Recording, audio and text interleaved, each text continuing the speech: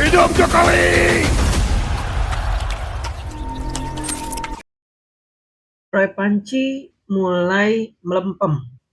Tidak seperti biasa-biasanya ketika dia melakukan jumpa pers atau podcast. Wah, dia begitu menggebu. Kali ini dia melempem, ciut. Kenapa? Karena dia tahu sebentar lagi dia akan diadili di pengadilan.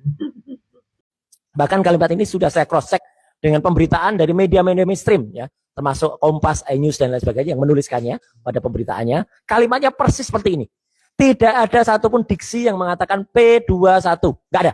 Ya, apakah ini yang disebut surprise gitu ya? Jadi nggak ada P21-nya kata-katanya. Nah itu kita perlu bertanya Mas Refli dan juga Mas AGS ya.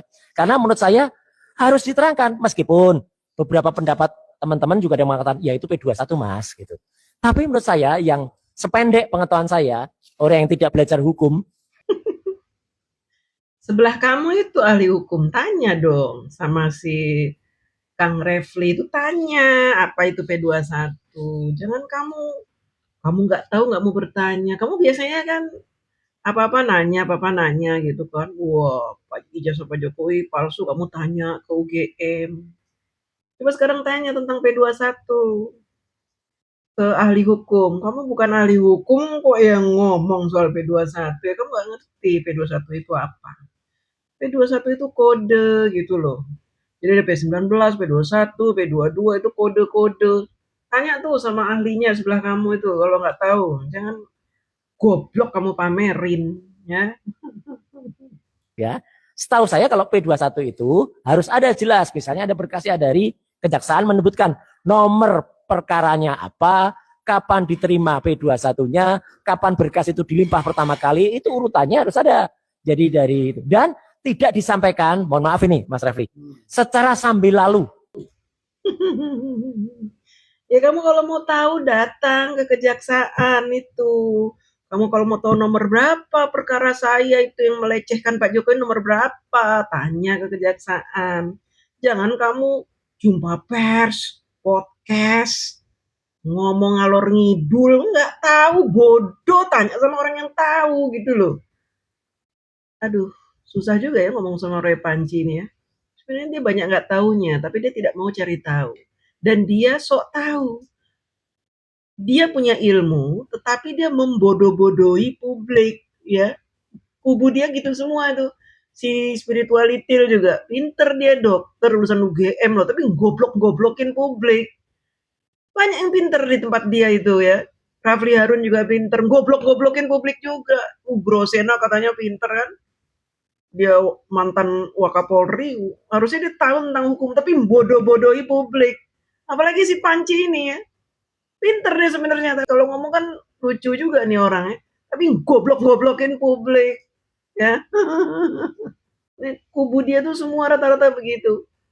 Tapi sebagian besar emang goblok sih kayak Fadilah, orang blow on ya kan. Kemudian Rustam Effendi, aduh.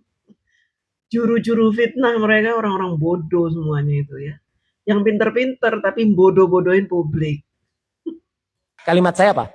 Tadi jawaban soal kasus ini disampaikan secara sambil lalu di ujung press conference yang lain. Jadi meskipun kalau kemudian sekarang sudah mulai ada yang mengglorifikasi, ada yang sudah bikin, mungkin ada yang bikin apa selamatan atau apa gitu ya, ya itu terserah mereka ya gitu.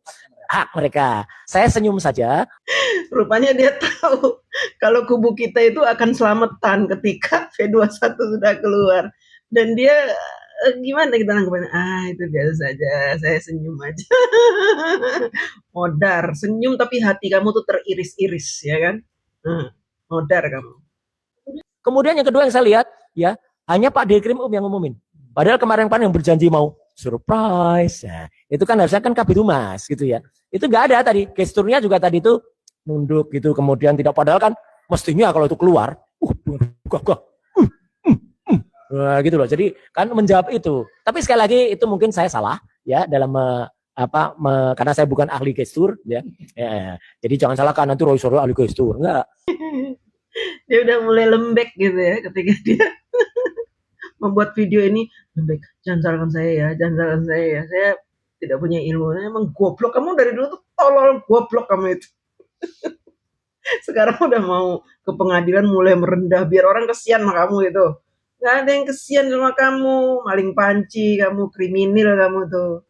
Tuh kita lihat lagi video yang lain deh, yang orang gila ini, nggak ada hubungannya sama ijazah. Pada peringatan Hari Lahir Pancasila tadi pagi, ketika di situ terjadi momen yang sangat indah itu Mas Refli, Pak Presiden Prabowo bergandengan tangan dengan Ibu Mega tadi, ya ternyata nggak ada Jokowi. Orang yang bikin kepres nggak ada. Ngapain dia ngurusin Pak Jokowi nggak datang di acara Hari Pancasila? Ngapain dia itu loh, ngutak-ngatik itu. Kamu tuh sudah dikasus pencemaran nama baik karena kamu menuduh Pak Jokowi jasanya palsu. Udah kamu fokus di situ.